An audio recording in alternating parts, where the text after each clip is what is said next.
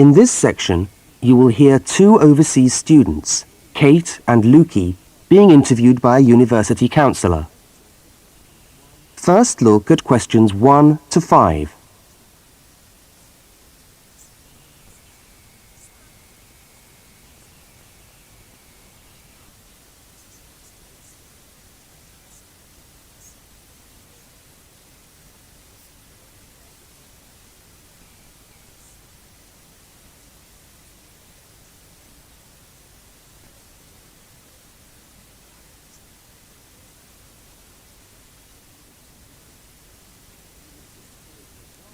You will see that there is an example which has been done for you. On this occasion only, the conversation relating to the example will be played first.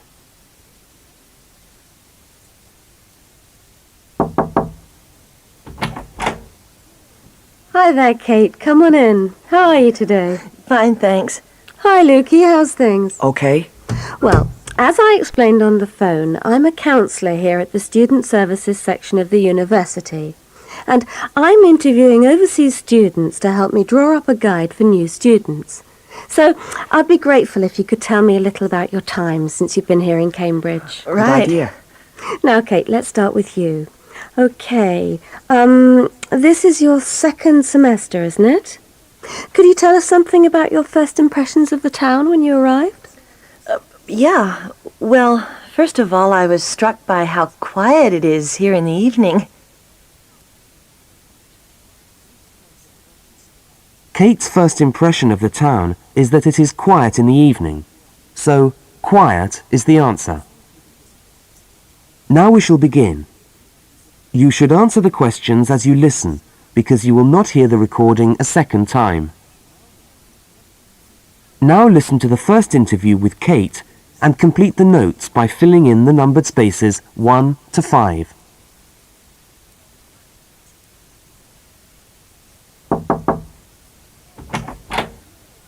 Hi there, Kate. Come on in. How are you today? Fine, thanks. Hi, Lukey. How's things? Okay. Well, as I explained on the phone, I'm a counsellor here at the Student Services section of the university. And I'm interviewing overseas students to help me draw up a guide for new students. So I'd be grateful if you could tell me a little about your time since you've been here in Cambridge. Right. Good idea. Now, Kate, let's start with you. Okay, this is your second semester, isn't it? Could you tell us something about your first impressions of the town when you arrived? Yeah. Well, first of all, I was struck by how quiet it is here in the evening. Yeah, I suppose Cambridge is a quiet place. Where did you live when you first arrived? Well, I went straight into student accommodation. It was a kind of student hostel. Ah, right. So you didn't have to worry about doing your own cooking or anything like that? No, but sometimes I wished I had. The food at the hostel was awful. Oh, dear. But how were the other students? To be honest, I haven't managed to make many friends, even though the place is full.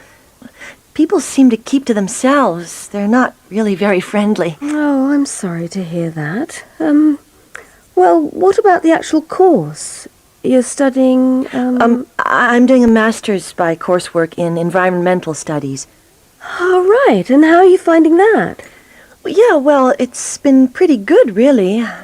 I've enjoyed the course, but I feel there hasn't been enough contact with the lecturers. Oh. They all seem to be incredibly busy. The only chance I've really had to talk to them was on the field trip. Well, that's no good. Could anything be done to improve the course, in your opinion? Well, I think it would be helpful to have meetings with lecturers on the course. Say, once a fortnight, something like that. Regular meetings? Uh-huh. Yes, that could certainly help. Now, Kate, we'll come back to you in a minute, but I'd just like to ask Lukey some questions. Before they continue the interview, look at questions 6 to 10.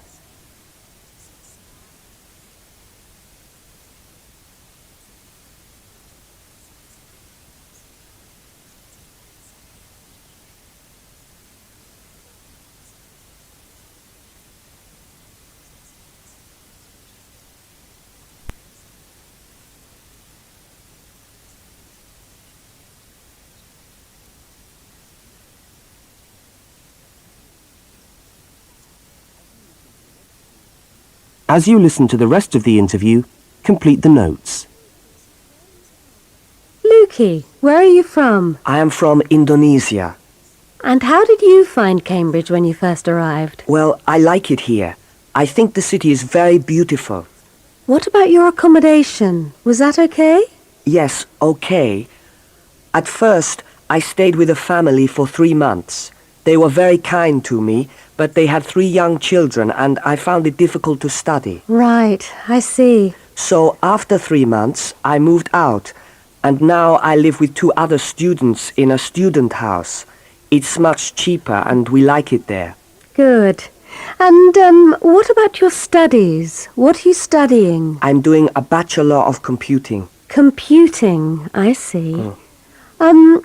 Apart from the language difficulties, if you can separate them, how have you found the course?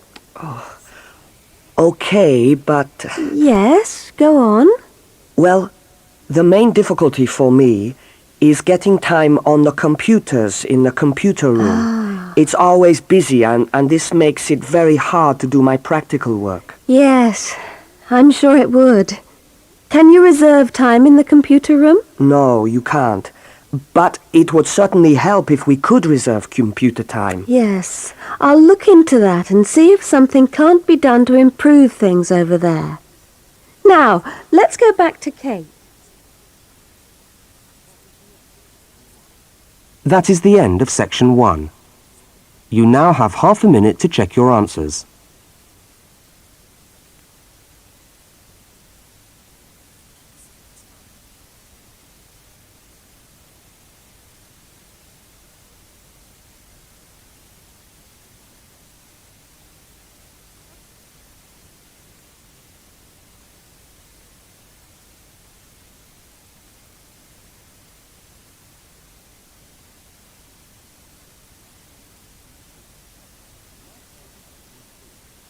Now turn to section 2.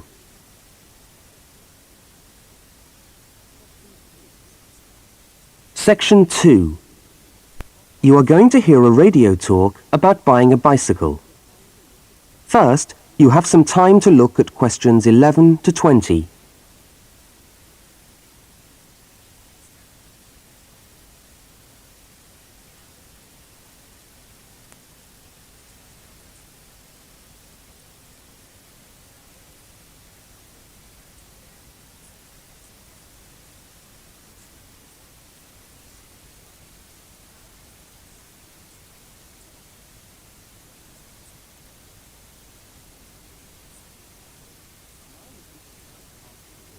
Now listen to the first part of the talk and complete the notes by filling in the numbered spaces 11 to 20.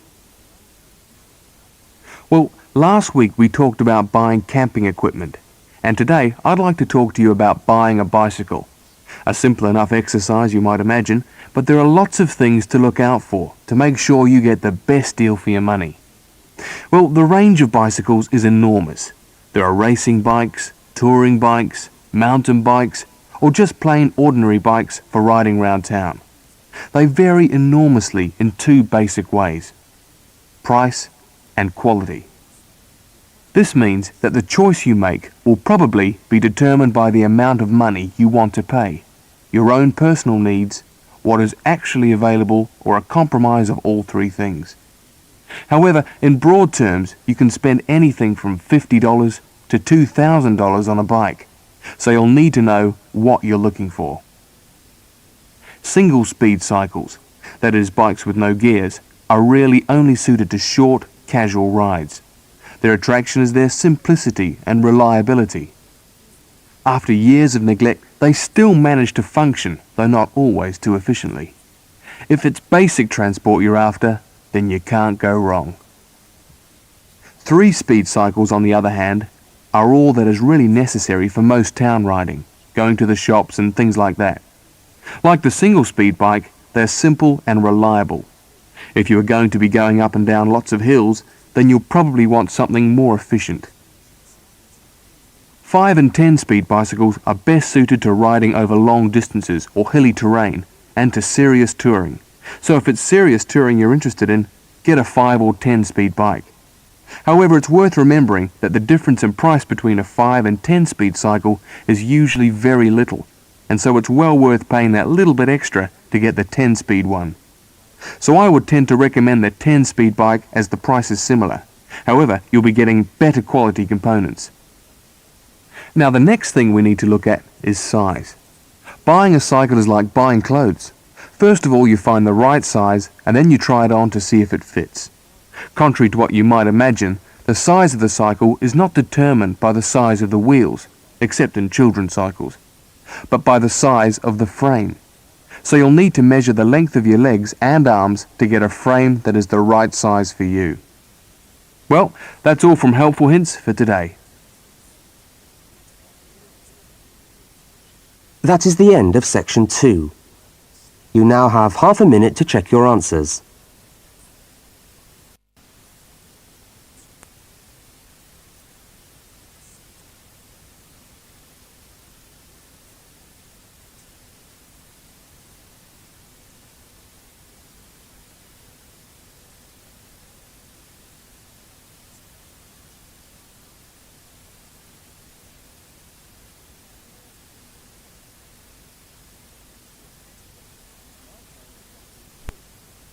Now turn to section 3.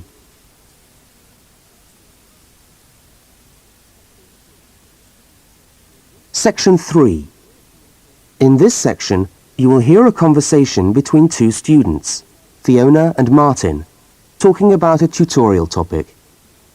First, look at questions 21 to 24.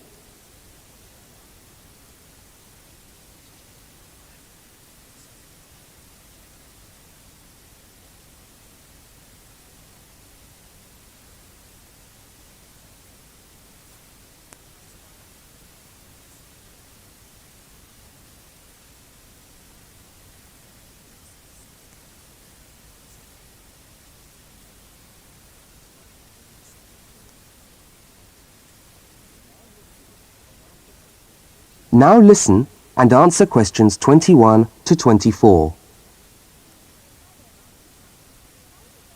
Hi there, Martin. How are you going with your Australian Studies tutorial paper? Oh, good. I finished it, actually. Lucky you. What did you do it on? I'm still trying to find an interesting topic.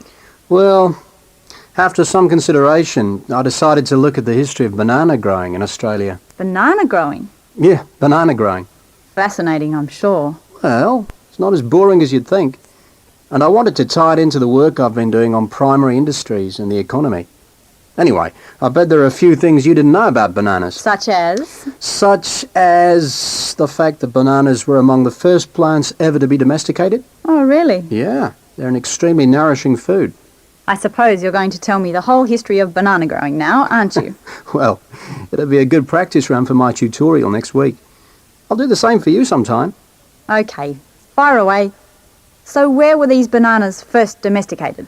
According to my research, the Cavendish banana, which is a type of banana, and the first type to be cultivated here, actually originated in China, but they had a fairly roundabout route before they got to Australia. You mean they didn't go straight from China to Australia? No, they didn't. It seems that in 1826, bananas were taken from South China to England. I suppose they'd have made a welcome addition to the English diet. Yes, I'm sure. Well, apparently there was an English duke who was particularly fond of bananas, and he used to cultivate them in his hothouse, which is where you have to grow them in England, of course, because of the cool climate. And they became quite popular in the UK.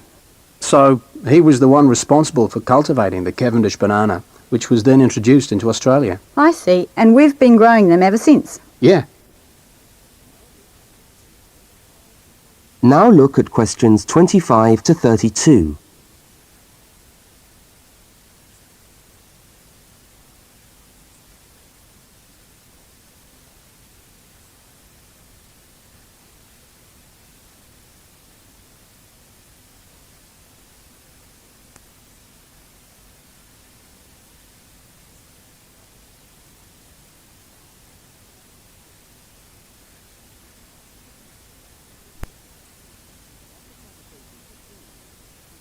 As the conversation continues, complete Martin's notes. Are they hard to grow? Well, yes and no. To grow them in your garden, no, not really. But to grow them commercially, you need to know what you're doing. You see, you only get one bunch of bananas per tree, and it can take up to 3 years for a tree to bear fruit if you don't do anything special to it. But this period is greatly reduced with modern growing methods, particularly in plantations where you have perfect tropical conditions. Right. So what are you looking at? 1 year?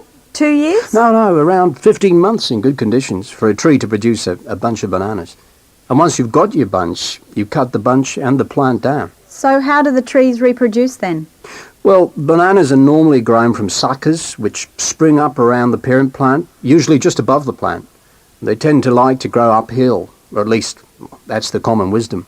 So that's why banana plantations are usually on hillsides, is it? Yeah, they grow best like that. That's interesting. If you plant them in rich soil and give them plenty of water at the beginning of summer, then they should be well advanced by the beginning of winter, when growth virtually stops. But in a country like England, they're hard to grow. Although you can grow them in a hothouse. But in Australia, it's not difficult. No. Though even here, the growers put plastic bags around the bunches to protect them and keep them warm. If you go up to the banana growing districts, you'll see all these banana trees with plastic bags on them. But how do they stop the bananas going bad before they reach the shops? Well, the banana bunches are picked well before the fruit's ripe. Once you cut the bunch, the bananas stop growing, but they do continue to ripen. The interesting thing is that once one banana ripens, it gives off a gas which then helps all the others to ripen. So they pretty much all ripen within a few hours of each other. Amazing. So do we export lots of bananas overseas to Europe and Asia, for instance? Well, oddly enough, no. I believe New Zealand takes a small proportion of the crop, but otherwise, they're mostly grown for the domestic market, which is surprising when you think about it, because we grow an enormous number of bananas each year. Yes, well, thank you for all that information. I'm sure the tutorial paper will go really well. You certainly seem to have done your research on the subject. Let's hope so. That is the end of section 3. You now have half a minute to check your answers.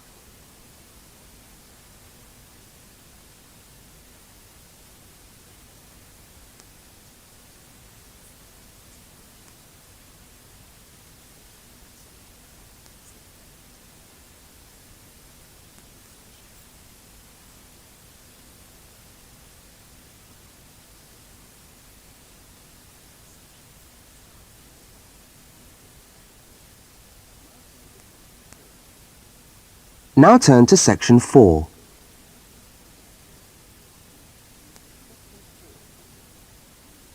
Section 4. You are going to hear part of a public lecture for new students. First, look at questions 33 to 35.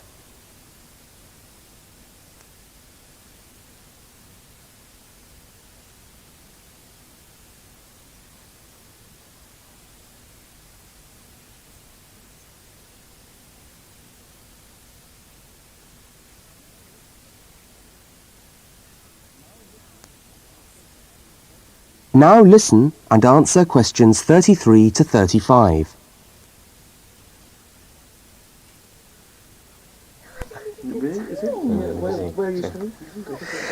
Good morning everyone, and welcome to our regular lecture on health issues. This series of lectures is organised by the Students' Union and is part of the Union's attempt to help you, the students of this university, to stay healthy while coping with study and social life at the same time.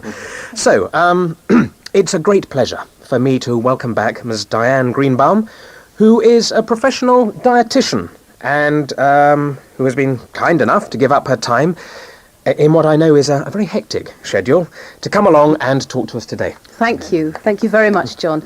May I say it's a pleasure to be back. Now, stresses at university, being away from home and having to look after yourselves, learning your way around the campus, all contribute to making it quite hard sometimes to ensure that your diet is adequate.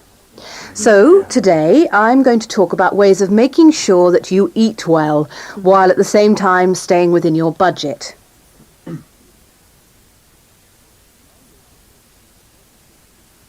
Now look at questions 36 to 41.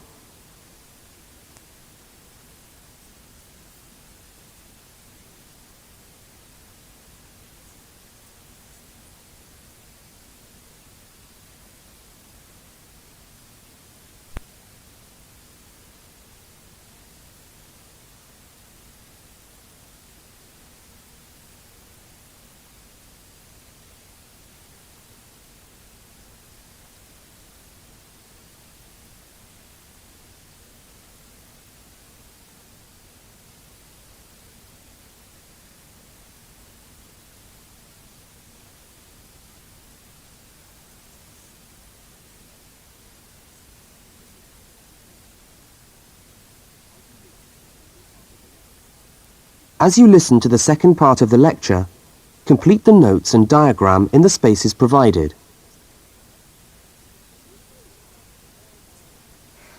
If you have a well-balanced diet, then you should be getting all the vitamins that you need for normal daily living.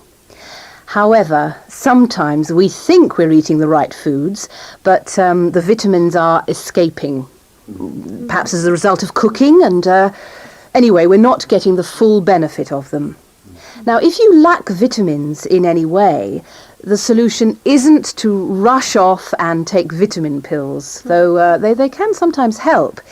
No, it's far better to look at your diet and how you prepare your food. So, what are vitamins? Well, the dictionary tells us they are food factors essential in small quantities to maintain life.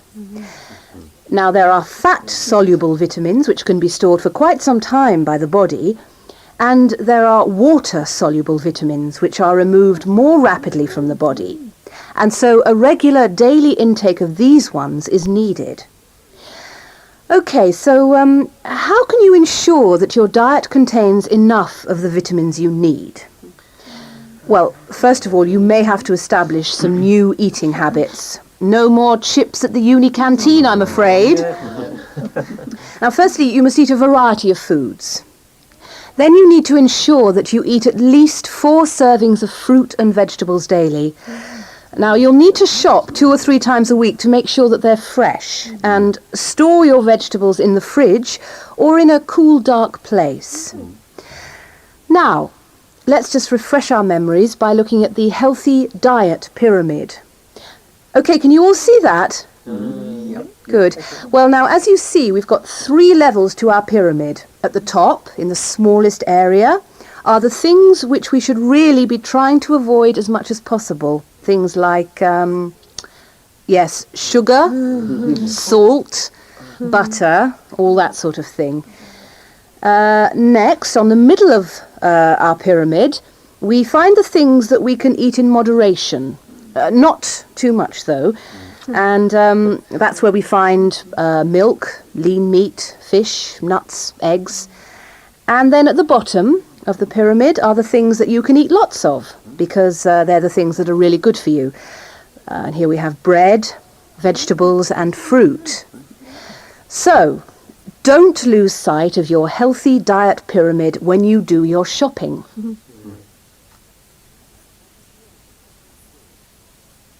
That is the end of section 4. You now have half a minute to check your answers.